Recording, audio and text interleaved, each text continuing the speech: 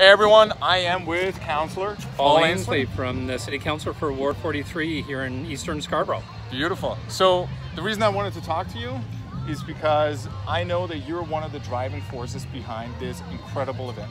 And I'd like you to tell us all about it. Yep. So you can see from my t-shirt, this is the Guild Alive with Culture Arts Festival. This is the 11th year that this has been running. So we're on the grounds of the Guild Park and Gardens, which originally was called the Guild Inn Estates.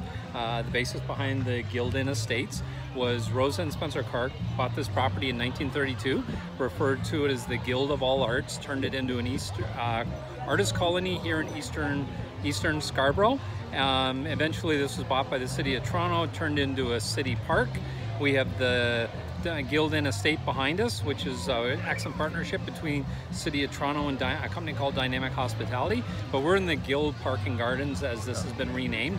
I've been running this arts festival for 11 years now. It kind of reflects the roots of Rosa and Spencer Clark and having an artist colony here. Yeah. So I've been working on I call this a community-based arts festival, because there's myself, a city councillor. We get support from the city's parks department, but I really couldn't do this without a key group of dedicated community volunteers, individuals, the Guildwood Village Community Association, the Guild Renaissance Group in particular, which is a city recognized group whose goal is to maintain the Guild Park and Gardens. So we have a monument walk here, we have a revitalized amphitheater, but as I said, this arts festival I've been doing for 11 years now. This is the 11th summer.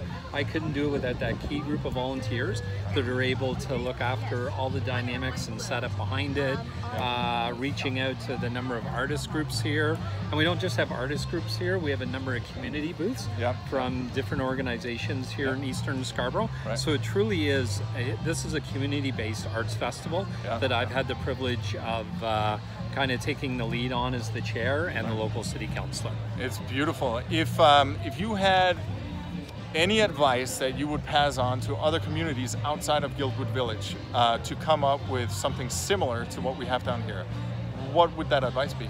No, first and foremost, Ulrich, is you need a group of dedicated community individuals. Because this, putting on a two-day festival, at one time I thought, you know, we'll whip it together for one day, and a lot of artists said, you know, they have such a busy schedule that they need a two-day festival.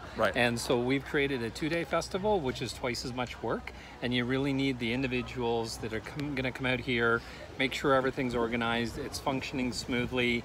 If you're gonna do this, you really need, you know, the support of a city councillor helps so they can engage city staff, because you're in a city park, but you really need those community-based individuals and groups to make something like this work. So would you go as far as call this a partnership between the community and municipal government? I think this is an excellent partnership. It's one of the best partnerships. You know, the first year that I did this, I think I got about 1,000 people over the 2 days. Last year we saw 4,000 people come through here. You know, it's great for all the community groups. It's great for the Guildwood community in Eastern Scarborough. And you know, here we have a wonderful gem on top of the Scarborough Bluffs.